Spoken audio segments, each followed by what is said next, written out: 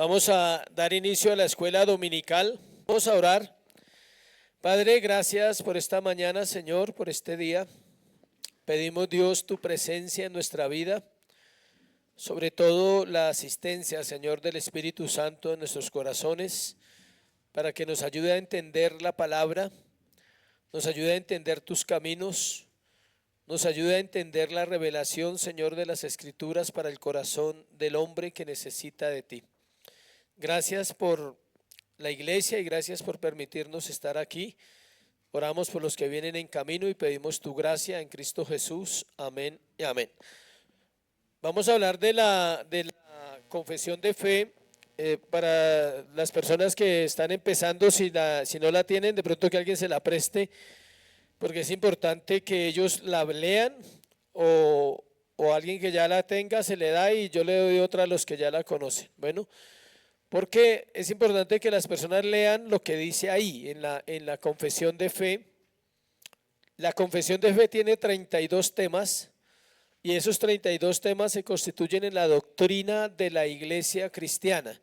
Es decir, toda iglesia cristiana debería compartir esos temas a los asistentes, al menos una vez en la vida deberían al menos saber esos temas. Hoy vamos a hablar de la santificación. Si usted se ha dado cuenta, venimos en un proceso hablando de lo que es la salvación, el llamado, la adopción, la justificación, y hoy vamos a hablar ¿de qué? De la santificación. Entonces, ahí en su cartilla está el numeral 1, estamos en capítulo 13 de la cartilla. El numeral 1 dice lo siguiente: aquellos que son unidos a Cristo, llamados eficazmente, ¿sí ve que ya hablamos del llamado? Y regenerados, teniendo un nuevo corazón y un nuevo espíritu, creados en ellos en virtud de la muerte y la resurrección de Cristo, son aún más santificados de un modo real y personal, mediante la misma virtud, es decir, por Cristo, por su palabra y espíritu que moran en ellos. El dominio del cuerpo entero del pecado es destruido y las diversas concupiscencias del mismo son debilitadas y mortificadas más y más. Y ellos son más y más vivificados y fortalecidos en todas las virtudes salvadoras. ¿Para qué? Para la práctica, no es para el envanecimiento ni para tener un entendimiento mental, no, para la práctica de toda verdadera santidad, sin la cual nadie verá al Señor. Vamos a mirar ese párrafo y vamos a ver varias cosas. Para hablar de la santificación podríamos decir que es importante hablar primero de su carácter, también de su origen, de sus medios. Ahí está eso en el primer párrafo. Su carácter, su origen, sus medios, la sustancia. Hay una parte negativa y hay una parte positiva, y la necesidad. Al final, lea la última parte cuando dice, sin la cual nadie verá al Señor. Si miramos la última parte, podría llamarse la necesidad. Es para que usted se dé cuenta la importancia de esa frase, sin la cual nadie verá al Señor. Es decir, la santificación es necesaria en todas las personas que se llaman ¿qué? Cristianos. Si no son cristianos, no es necesaria. No les podemos exigir a una persona que no conoce a Dios y su palabra que sea santo. No podemos hacerlo, sería arbitrario. Es más, sería legalista tratar de decirle a alguien algo de santidad cuando esa persona no ha nacido de nuevo. Primero tiene que ¿qué? Nacer de nuevo para entender esta parte que estamos hablando. Vamos a verlo frase por frase. Devuélvase ahí otra vez. Dice, aquellos que son unidos a Cristo, llamados eficazmente y regenerados, teniendo un nuevo corazón y nuevo espíritu, creados en ellos en virtud de la muerte y resurrección de Cristo. Ahí hay un numerito hasta ahí. Vamos a mirar hasta ahí. Entonces, ¿qué está diciendo la confesión de fe? Que la santificación es para aquellas personas que han sido unidos a Cristo. Y ahí lo dice claramente. Según ese texto o esa frase, ¿cuándo somos unidos a Cristo? ¿Quién me responde eso? ¿Cuándo somos unidos a Cristo? En la regeneración, pero dice cuando somos llamados, ¿qué? Eficazmente. Es decir, la regeneración puede suceder de una manera, no puede, sino sucede de una manera misteriosa. Alguien decía, ¿la regeneración puede suceder en la casa del creyente? Sí, en cualquier lugar, no necesariamente aquí. Entonces la persona, nadie sabe cuándo sucedió ese día. Uno empieza a tener cambios y ya es diferente, uno empieza a sentir cambios internos y acá, en la mente, en el corazón, y empieza a decir, esto como que no quiero hacer más esto. No quiero pecar más, quiero dejar estos caminos de pecado, quiero salir de esos caminos. Y antes no podía, pero empieza a darse cuenta que ahora sí hay una decisión verdadera. Entonces la persona ha sido ¿qué? Regenerada. Es la obra invisible del Espíritu Santo, está basada en Juan 3:8. Cuando Jesús le dijo a Nicodemo, el viento sopla de donde quieres y no oyes su sonido ni oyes su voz. Dice, así es la obra del Espíritu. Entonces ya vino la regeneración, ahora el Señor mismo lo va a guiar a través de muchas circunstancias a que vaya y escuche ¿qué? La palabra. O quizás también puede suceder leyéndola sin ir a la iglesia. Algunas personas han llegado hacia Cristo. Luego entonces de pronto van a la iglesia y dicen, sí, eso yo ya lo había leído, yo ya lo había entendido, y viene la palabra, porque acá dice claramente que la persona es llamada eficazmente y regenerado, teniendo un nuevo corazón y un nuevo espíritu. Eso lo dice Ezequiel 36, 25 al 27. Si quiere leámoslo, Ezequiel 36, 25 al 27. Es el pasaje más claro en el Antiguo Testamento. Si usted quiere hablarle a alguien del nuevo nacimiento y la persona le dice, pero es que en el Antiguo Testamento no hablan de eso. Ahí está el versículo. Ezequiel 36, ¿qué? 25, 27. Esparciré sobre vosotros agua limpia. El agua siempre ha tipificado ¿qué? La palabra y la obra del Espíritu. Juan 7:37, el que cree en mí, como dice la Escritura, de su interior correrán ¿qué?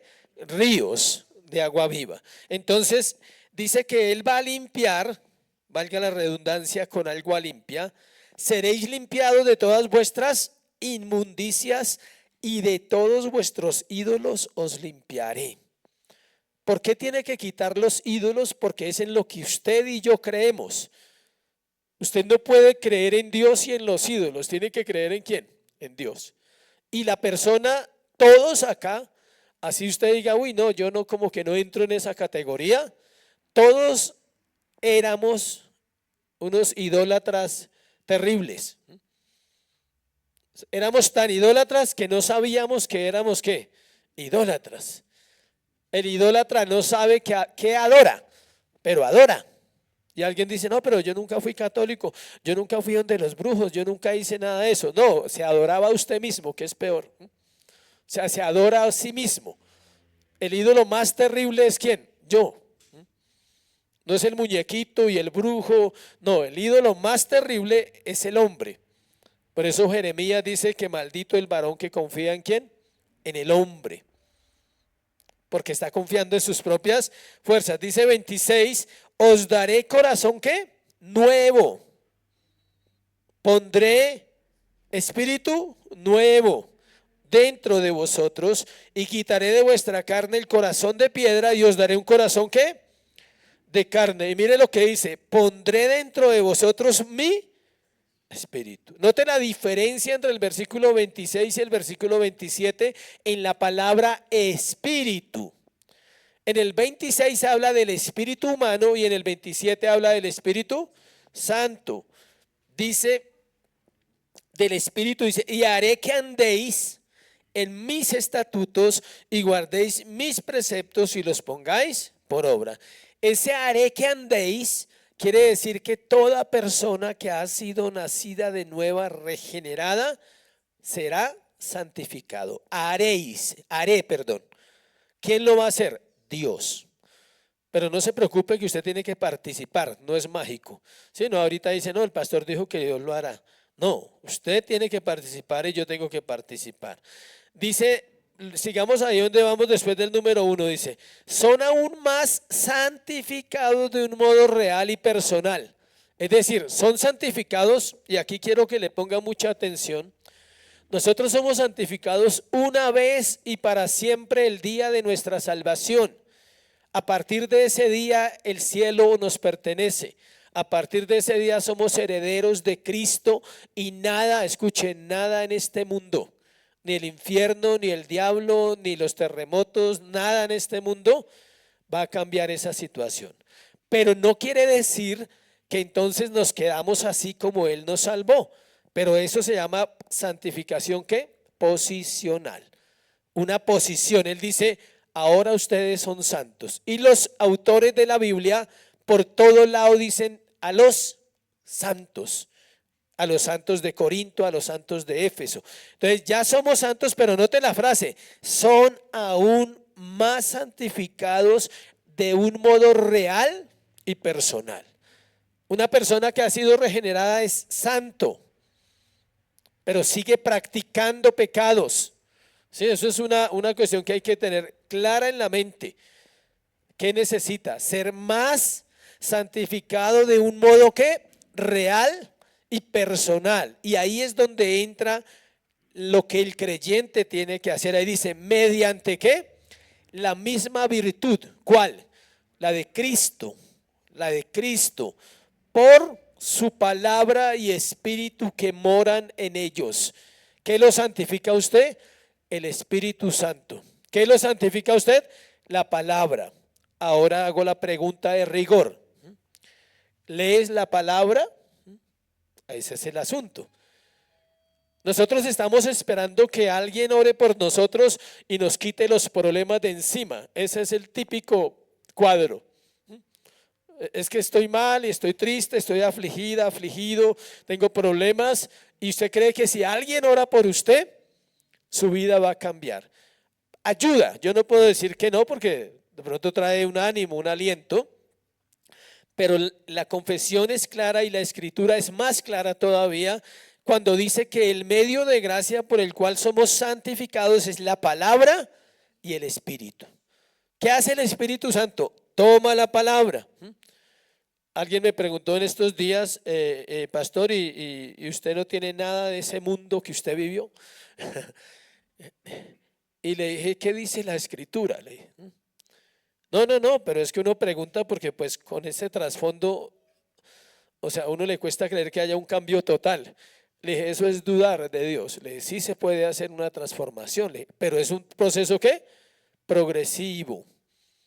Y le cité 2 Corintios 5:17. ¿Qué dice la escritura en 2 Corintios 5:17? ¿Alguien lo recuerda sin ir a la Biblia? ¿Alguien lo recuerda sin ir a la escritura? ¿Qué dice? Entre los dos lo hacen, ahí lo sacan. Entre los dos lo sacan. Porque él está diciendo la primera parte y usted está diciendo la segunda. Entonces, de modo que si alguno está en Cristo, nueva criatura es. He aquí, no, las cosas viejas, he aquí, no me confunda, las cosas viejas pasaron, he aquí todas son hechas nuevas. Me va a tocar hacer como está haciendo el profesor de hebreo conmigo, ¿sí? Con nosotros. Repetir 50 veces. De modo que si alguno está en Cristo, repita conmigo esa parte, diga, de modo que si alguno está en Cristo, nueva criatura es. Las cosas viejas pasaron, he aquí todas son hechas nuevas. Ese fue el primer versículo que yo me aprendí de memoria cuando hace 25 años estuve en un lugar o en un retiro por allá aprendiendo. Ese me lo aprendí y me impactó mi vida, ese me impactó. O sea, ese me impactó porque yo quería eso, yo decía, uy, de modo que si alguno está en Cristo, nueva criatura es. Las cosas viejas, no está diciendo que usted sea una cosa vieja, sino las cosas que usted practicaba ya no son más, quedaron atrás. Entonces sigamos ahí, mediante la misma virtud por su palabra y espíritu que mora ¿dónde? En ellos. ¿Por qué la santificación es posible?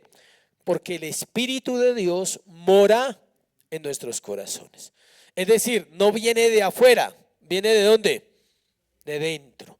Porque de dentro del corazón salen todos los pecados. Entonces, ¿qué hace el Espíritu Santo dentro de su corazón? Combatir la carne, pelear contra la carne, pelear contra su voluntad rebelde para que esa voluntad rebelde se sujete y usted pueda decir, hágase tu voluntad. ¿Sí? Y usted pueda decir los versículos que conoce creyéndolo y deseando vivirlos. Y no solamente como una amuleto o una mara. ¿Listo? Vamos a donde está el número 4. El dominio del cuerpo entero del pecado es destruido. Y las diversas concupiscencias del mismo son ¿qué? Debilitadas y mortificadas más y más. El dominio del cuerpo entero del pecado es destruido. ¿Qué hizo Jesús en la cruz del Calvario?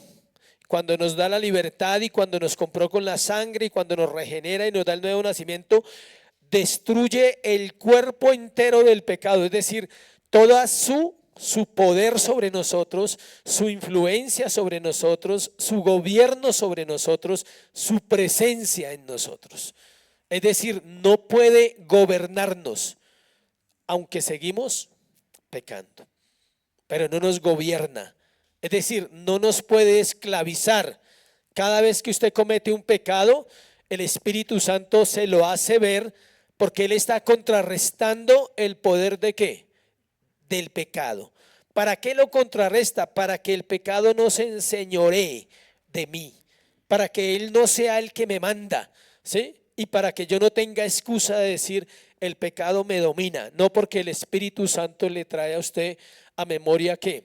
La palabra. Pero vuelve y juega, ¿la lees? ¿O crees que es mágico y que va a venir así? Y te va a dar 2 Corintios 5:17 cuando nunca lo has leído, ¿sí? O te va a jugar Juan 8:32 y conoceréis la verdad y la verdad os hará ¿qué? Libres. Y usted dice, uy, yo quiero conocer la verdad. Lea la Biblia. Usted dice, uy, a mí me gustaría no pecar tanto. Lea la Biblia. Y va a pecar, pero no va a pecar bajo la misma condición que pecaba antes de conocer al Señor. Dice que la concupiscencia del mismo son debilitadas y mortificadas. El corazón humano es tan, voy a decir una palabra que tal vez a algunos no les guste, espero que lo entiendan, pero si habláramos seriamente del corazón humano, el corazón humano está podrido. Está podrido. Si le hicieran así, saldría pecado. O sea, si lo apretan un poquito, es como cuando usted aprieta un grano con materia y sale, psh, así es el corazón. Todos. No hay un corazón, escuche, ni uno en la tierra que no haya tenido esa condición. Cuando nace de nuevo y cuando la palabra empieza a crecer en él, dice las diversas concupiscencias, diversas, o sea que son hartas. Del mismo son debilitadas y mortificadas. Es decir, el Espíritu Santo unas las debilita y otras que las mata. Hablemos de las groserías.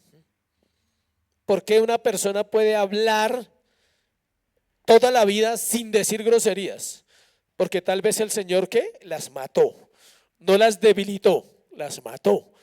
Y en las áreas del cristiano hay áreas que realmente usted no va a volver a luchar.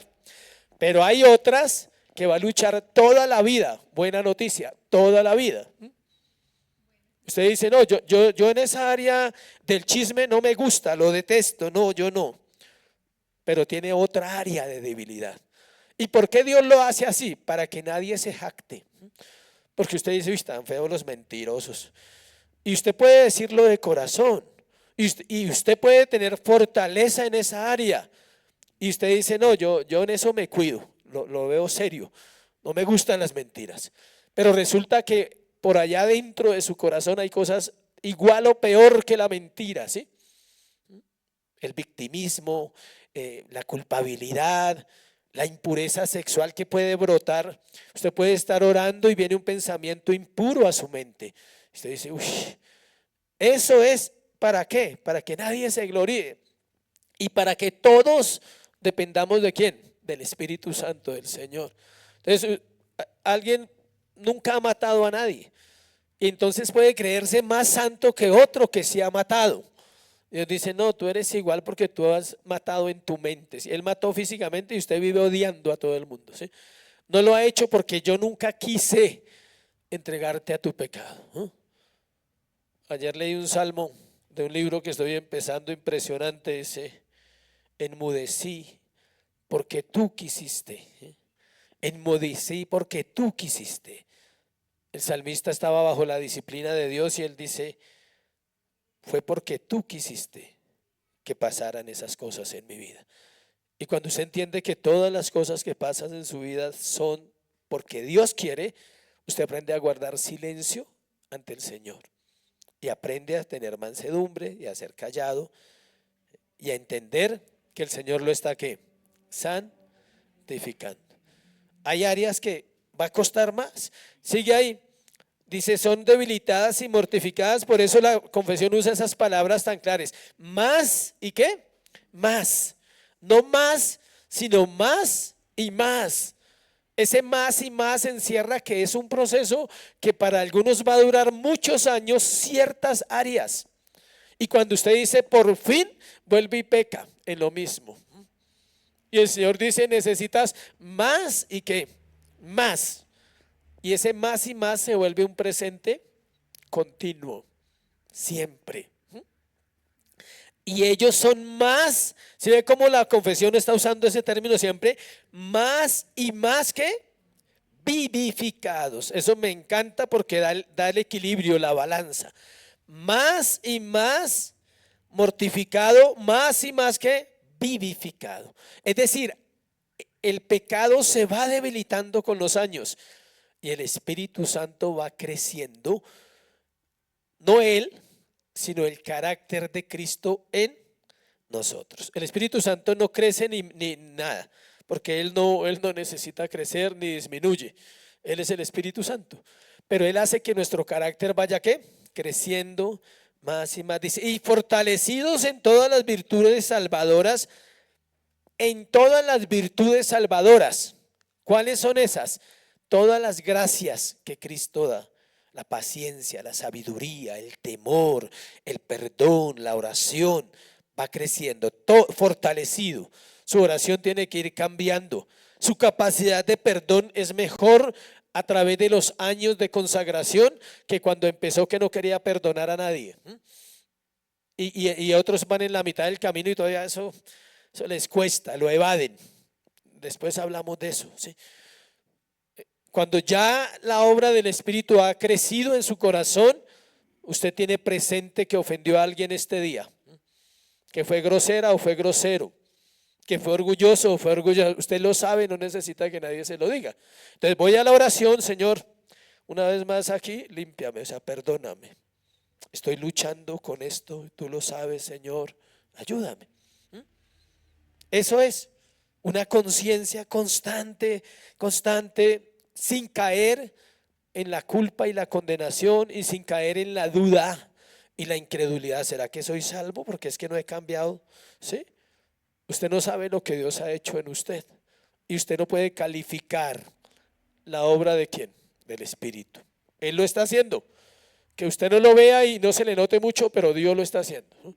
Y que otros no lo vean tanto, pero a veces sí lo ven. Pero no es necesario que no lo digan. Eso nos guarda, ¿sí sabía? No es necesario que nos digan esa obra hermosa que está haciendo el Espíritu Santo.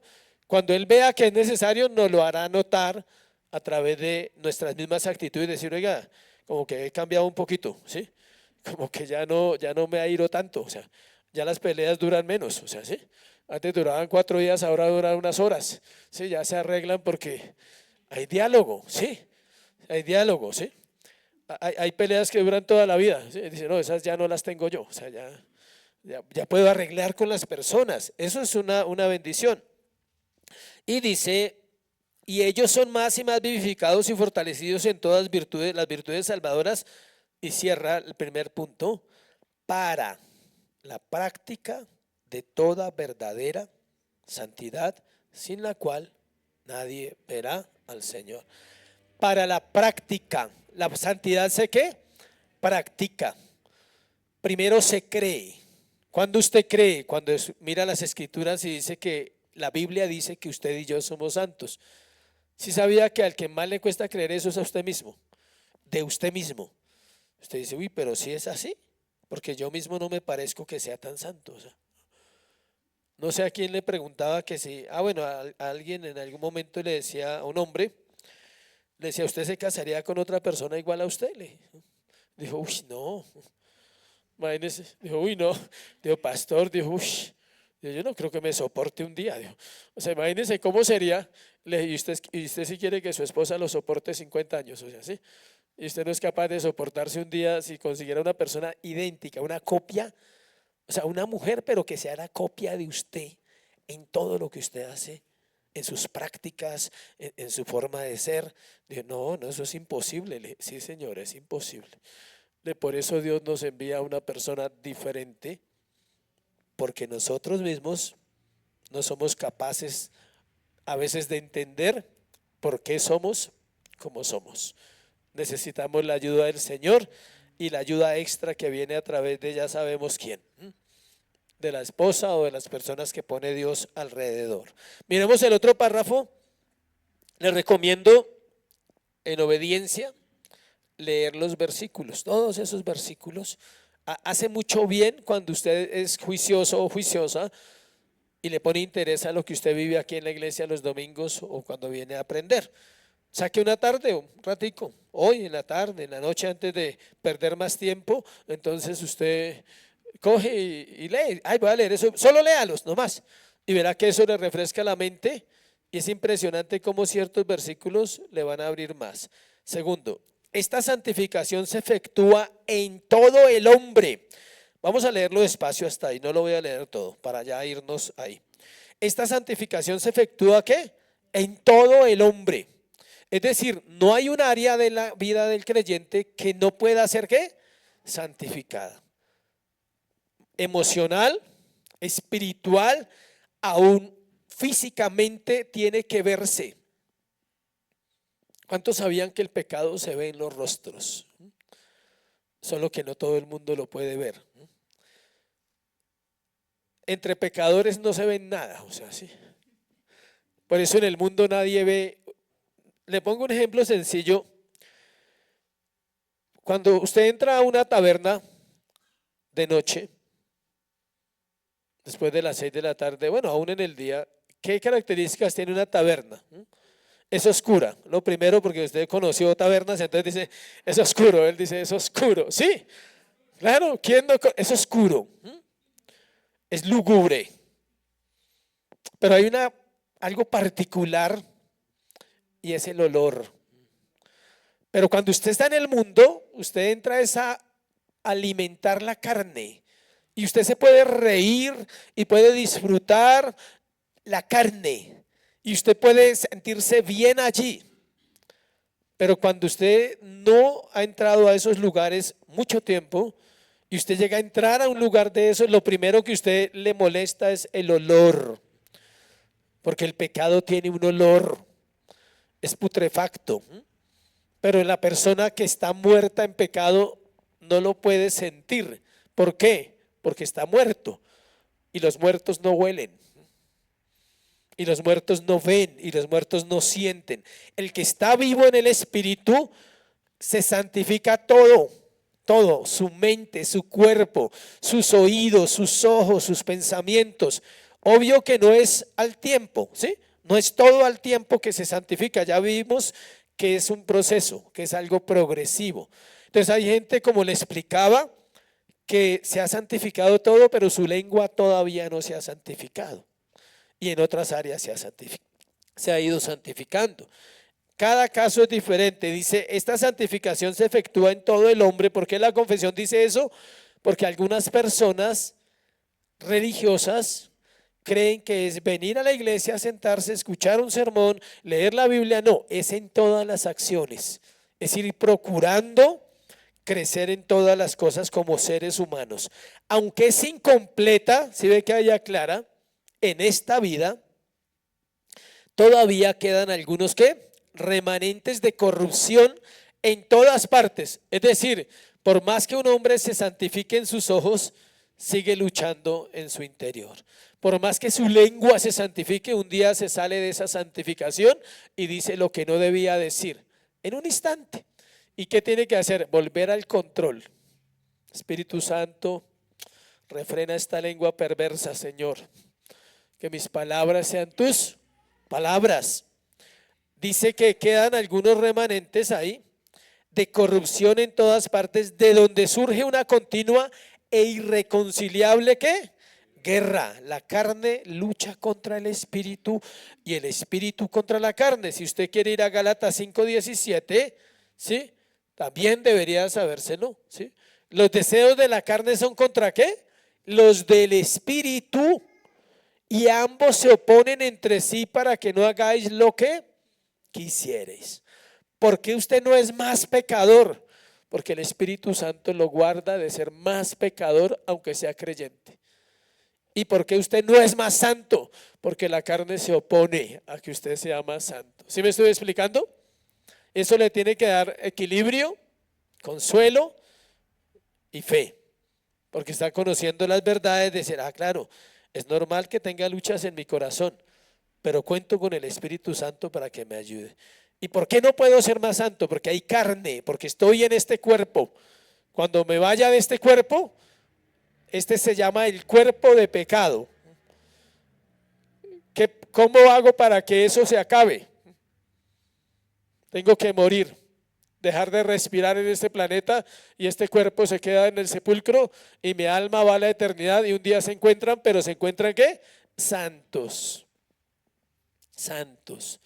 Ya no es el mismo cuerpo de pecado, sino un cuerpo glorificado el que nos van a regalar. Con la misma face, ¿sí se dice face? Con la misma cara y rostro, pero santo. Con un corazón completamente santo que no podrá pecar. La santificación termina el día de su muerte. Ese día termina. Ese día ya no hay concupiscencia, ya no hay lucha, ya no hay guerra entre la carne y el espíritu, porque la muerte es el final y porque la muerte termina con todo. Por eso la muerte de Cristo terminó con nuestro pecado en la cruz del Calvario, pero eso se conoce como el ya, pero todavía no. En realidad Él nos mató y mató el pecado en nosotros, pero no nos quiso llevar para vivir acá, para mostrar que su gloria, para mostrar que sí se puede en un proceso. El tercero, en dicha guerra, aunque la corrupción que aún queda prevalezca mucho por algún tiempo, ¿sí ve? Dice, es decir, el creyente al principio parece que no fuera creyente, arranca así, aquí está el creyente, aquí está el espíritu, y arranca así y empieza hasta que tiene que llegar aquí, a un equilibrio entre la carne y el espíritu, a un dominio propio, a decir, hay dominio propio ya. O sea, quiere pecar, pero es consciente que no debe pecar. Quiere decir todas esas palabras que usted conoce de antaño, pero no las dice. Quiere contestar horrible, pero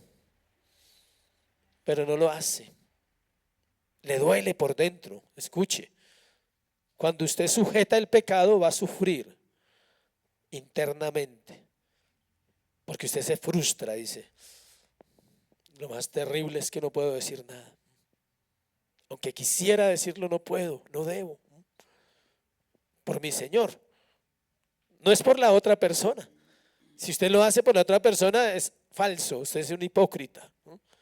Si usted lo hace por el Señor, usted es honesto. Dice, Señor, es por ti. Porque aparte de eso de que no puedo dar rienda suelta a mi carne, tengo que bendecir y tengo que mostrar una actitud cristiana hacia aquel conflicto que no quiero. o que quiero, pero que ya me sujeto. Y eso es un ejercicio interesante que se hace por dentro. ¿No le ha pasado que usted dice, cuando me vea con fulano le voy a cantar la tabla porque es que mejor dicho? Y cuando se ve con fulano usted no le canta ninguna tabla. Solamente usted lo pensó en su concupiscencia. Ese es su deseo profundo. Pero resulta que oró y pasó el tiempo y cuando se encuentra de pronto nunca se habla de eso o se habla en un momento de restauración y las cosas surgieron como el Señor quería. Y su deseo carnal de explotar pasó, pero tuvo la lucha. Dice que la guerra, en dicha guerra, aunque la corrupción que aún queda prevalezca mucho por algún tiempo, la parte regenerada triunfa a través de la continua ¿qué? Provisión de fuerzas por parte del Espíritu Santificador de Cristo. Es decir, la balanza se va equilibrando. Llega un tiempo en que ya entiendo cuál es la lucha de mi corazón. La falta de contentamiento, la tristeza todavía te alberga, te vuelve nada. Hay personas que tienen áreas que los vuelven nada. Y usted los ve un día en el cielo, en la puerta del cielo hablando con Pedro y otro día en las puertas del Hades. O sea, ¿sí? Allá, que se hunden, pero ¿por qué? Y un día dominio propio en la amargura y al otro día amargado. Es esa guerra. Pero dice, la parte regenerada que triunfa. Ahí dice cómo, a través de la continua provisión de fuerzas por parte del Espíritu Santificador. ¿Cuál es la provisión? La palabra, el pan diario. Dánoslo hoy. Señor, tú sabes qué necesito hoy. Usted está orando en su casa y el Señor ya sabe qué va a pasar a las 5 horas en otro lugar donde usted va a estar y tal vez va a necesitar ese día un poquito más de mansedumbre, un poquito más de la que tenía ayer. ¿Sí? Y otro día resulta que usted no va a necesitar mansedumbre, sino va a necesitar otra gracia del Señor, otra. ¿Sí? Tal vez va a necesitar denuedo para hablar, tal vez va a necesitar sabiduría de lo alto. Tal vez va a necesitar una palabra y el Señor precisamente esa mañana usted juicioso o juiciosa entró a orar, leyó la palabra y dice no sentí nada. No, no se trata que sienta. Resulta que en la tarde se encuentra una situación donde esa palabra la puede aplicar o la puede compartir. A mí me ha pasado, creo que a muchos le ha pasado. Yo voy en un orden, acuérdese que la Biblia se lee en orden, ¿sí? Ahorita voy en el libro de Hechos y empiece números, voy en orden, voy leyendo allá atrás. Mi metodología es así porque ya la he leído muchas veces. Si usted no la ha leído muchas veces, no haga eso, sino léala al menos una vez en la bendita vida, por favor. Una vez en su bendita vida lea la Biblia completa. Cuando usted la ha leído hartas veces, entonces ya puede manejar. Estoy leyendo 5 de atrás y 5 de acá. Entonces voy en ese orden desde enero. Ya voy en números y ya voy en hechos. ¿Y qué pasa? Me quedan cosas. Y preciso tengo que, las uso en la predicación, las uso en mi diario vivir, las uso con mi esposa, un mensaje para ustedes, algo para la iglesia, porque esos son las fuerzas de parte del Espíritu. Él sabe lo que usted necesita. Dice, y así los santos crecen en la gracia, perfeccionando la santidad en el temor de Dios, prosiguiendo ¿qué? A una vida celestial en obediencia evangélica a todos los mandatos que Cristo como cabeza y rey les ha prescrito en su palabra. Así los santos crecen en la gracia. ¿Cómo crecen? Santificándose. ¿Cómo crecen? Haciendo lo que dice la palabra. Quería compartirle una frase acá, a ver si la encuentro.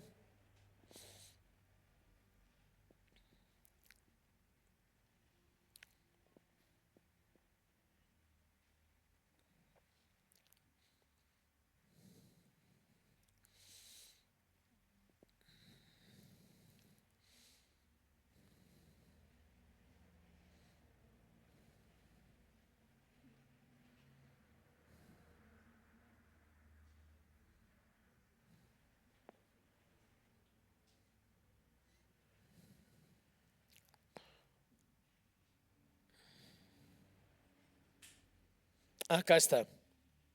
Las actividades básicas que la palabra de Dios demanda de nosotros en la santificación continua pueden resumirse bajo dos cosas: consideración y trabajo. Termino con eso: consideración y trabajo. La santificación no es pasiva en el proceso del cristiano. La salvación sí es pasiva y la santidad posicional es pasiva. Me explico. Para que usted sea llamado santo y esté sentado en los lugares celestiales con Cristo, usted no tiene que hacer ¿qué? Nada. Es pasivo. El hecho de ser salvo ya le da entrada al cielo y ya lo lleva a estar con Cristo eternamente. Pero resulta que todavía no ha llegado allá. Es un decreto y nosotros lo creemos ¿por qué? Por fe. Eso es esa parte. Eso es, usted debe considerar, decir, considerar es pensar. Considere su vida todos los días, piense, diga, ¿en qué área necesito santificarme? ¿En qué área necesito fortalecerme? Y eso demanda un trabajo que vigoroso, es decir, ponerle la vida, como dicen, ponerle el pecho a las cosas, el interés, revisar sus hábitos. Si está invirtiendo más tiempo en cosas pecaminosas que son triviales en este mundo y que no parecen pecaminosas, ¿y cuánto tiempo invierte usted para orar? ¿Cuánto tiempo invierte usted para leer la palabra? ¿Cuánto tiempo invierte para leer un buen libro? ¿Cuánto tiempo invierte en el celular? ¿Sí? Ahí. No, es que no tengo tiempo. No, sí tiene, pero lo malgasta, que es diferente. Hoy en día nadie tiene excusa, nadie. Todo el mundo tiene un aparato tecnológico, computador, tablet o celular. Todo el mundo tiene trabajo, sí, pero tiene descansos en el trabajo.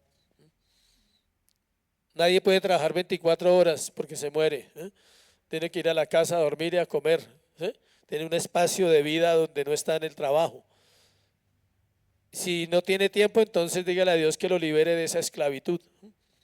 Eso es diferente. Pero nadie tiene excusa para decir que no puede santificarse, es decir, que no puede invertir algo de su vida en la obra de la santificación. Y el Señor respalda. Cuando Él ve que alguien invierte, el Señor ¿qué? Respalda. Dice, a esa persona voy a darle más tiempo.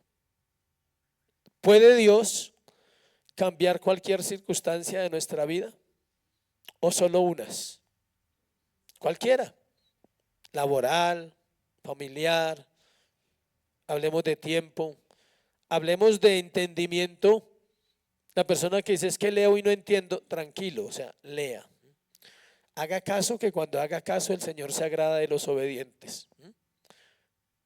¿Qué saca usted con leer y leer? Otros tienen el problema que leen y entienden, pero no hacen.